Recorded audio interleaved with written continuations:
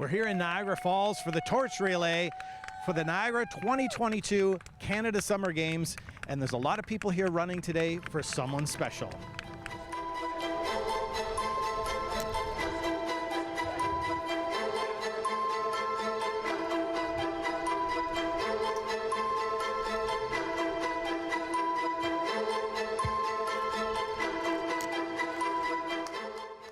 Well, I'm here today running in honor of and in memory of Julianne Miszk, who passed away in July of 2020.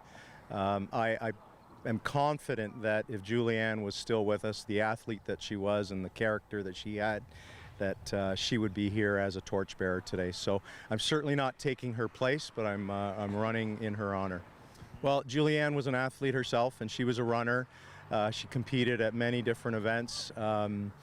She was stricken with cancer, and she continued to run during cancer. And Mike Strange did a challenge on social media. It was a 100 challenge, where he challenged Julianne to run 100 meters. And you know, she was sick at the time, and not only did she run 100 meters out, but she ran 100 meters back to her home. I saw this on social media, and I had just begun running again with COVID, and I had done a personal challenge. I said, I'm going to run for 100 days in a row, and then after that, I'm going to donate to a charity in Julianne's honor. Sadly, on day 50 of my consecutive runs, Julianne passed away. So with the blessing of Julianne's parents, it morphed into a bit of a memorial run. So I continue to run every day in memory of Julianne, and it allows, you know, people to say her name and to keep her memory alive. Well, we have a special guy that's running in honor and memory of my daughter, Julianne. I think it's over 700 consecutive days that he's been running a 5K in her memory. And this started like a year and a half ago. My daughter was also a para-athlete. She was a 7-time office champion in running. And then she got diagnosed with cancer in 2016 and ended up losing her fibula, and it was osteosarcoma. It was replaced in her job.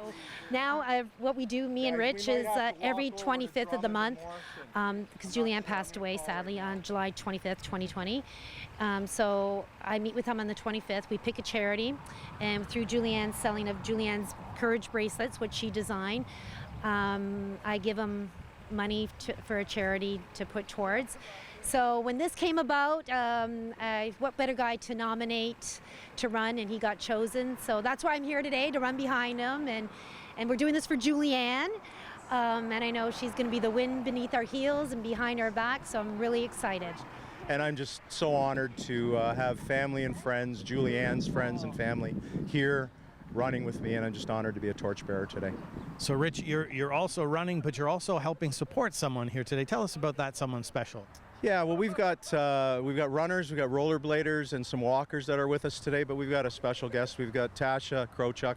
Tasha's in a wheelchair, and she was very supportive, and when I threw it out there to see if anybody wanted to come out today, her and her mom said, absolutely, we'd love to join you. So I'm going to be pushing, along with holding the torch, I'm going to be pushing Tasha along the way in her wheelchair throughout the 1.5 kilometers today that we have. The torch relay has been a great program for us. Started when it came off the ship, the CSL ship, a week ago Friday, and it came here, and it's going to go into every one of our regions for a run on either a Saturday or Sunday coming up. So today is day 2 here in Niagara Falls. Yesterday we were in Thorold, and next week we'll be in Port Colborne as the first place that we're going to be at. Ready for the games. We'll be starting on August 6th. There will be opening ceremonies at the Meridian Centre in St. Catharines, and then we're going to have venues all across Niagara where they get a chance to watch sport at play. But the games are also celebrating community, culture, everything. So we'll have activities all across Niagara. 13 for 13. We'll have our Niagara Place there, so there'll be music, bands, celebration, excitement. It's going to be a summer to really get out and enjoy Niagara. Now, when you think of that undertaking, even the torch run and then the games and the concerts and everything, you can't do it with a few people. So are you still looking for volunteers to help out? Yeah, great comment. These truly are volunteer-led and volunteer-run games. We've had approximately 300 leadership volunteers that have been with us for the last 2.5 years, working to make sure that all the pieces of the puzzle will all come together. And when we're looking at games time volunteers, we'll be roughly around 4,500. Last count, I think we're pretty close to that right now. So if they are interested, please go to our webpage. So if you just Google Niagara 2022, you'll find it. And then there's a volunteer check-in place you can do there. But I would recommend you do that very, very quickly, because we'll be filled before you know it. So August 6th, we'll have our opening ceremonies at Meridian Center. It's going to be difficult to get the tickets, so they are on sale right now. You can again go to our webpage and you can purchase the tickets there. We also have tickets available, week-long passes if you want to come and see all the sports. You've got day passes, all sorts of different types of things you can have there. So we are ahead of where we thought we'd be on ticket sales, so that's wonderful, because our goal is actually to have a financial legacy where we will have money left over, so be able to support some of our legacy initiatives. If again, tickets are hot, going fast, get in there and buy them quickly.